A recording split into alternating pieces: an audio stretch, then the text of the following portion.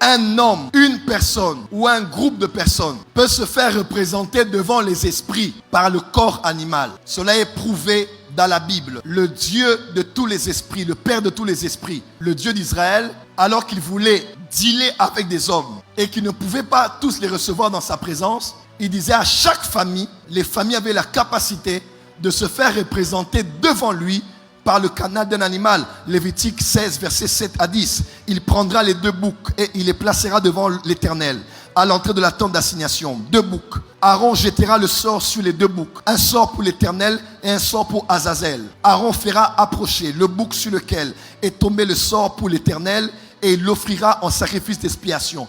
On fait tomber le sort, ça tombe sur un bouc, on le prend, lui on l'offre. Mais le deuxième, qu'est-ce qui allait lui arriver? Verset 10. Et le bouc sur lequel est tombé le sort pour Azazel sera placé devant l'Éternel afin qu'il serve à l'expiation et qu'il soit lâché dans le désert pour Azazel. En d'autres termes, moi j'ai ma famille, nous avons nos familles et nous voulons que Dieu pardonne nos péchés. Qu'est-ce que nous faisons?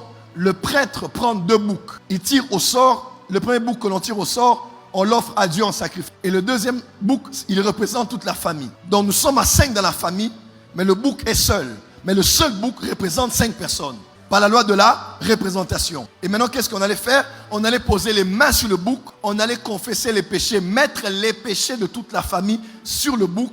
Et le bouc, on allait le prendre et le mettre hors de la ville. Parce que le bouc représentait en ce moment-là toute la famille. Dans la loi de la représentation, cette loi stipule qu'une personne ou un groupe de personnes peut se faire représenter devant les esprits par le canal d'un animal.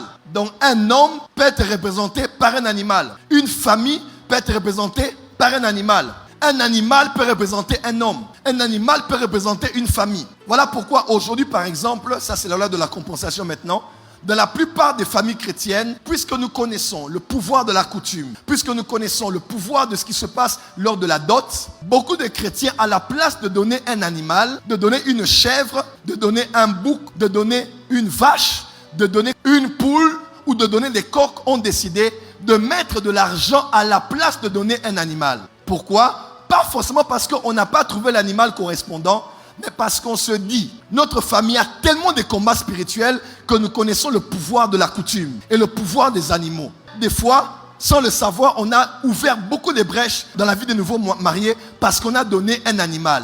L'animal qu'on donne peut être le premier enfant de ce couple. L'animal qu'on donne peut être tous les enfants de ce couple-là, selon quelle autorité de la personne, de la famille de l'autre côté qui perçoit la dot. On dit Judas est un jeune lion parce qu'un animal peut représenter un homme. Un animal peut représenter une femme.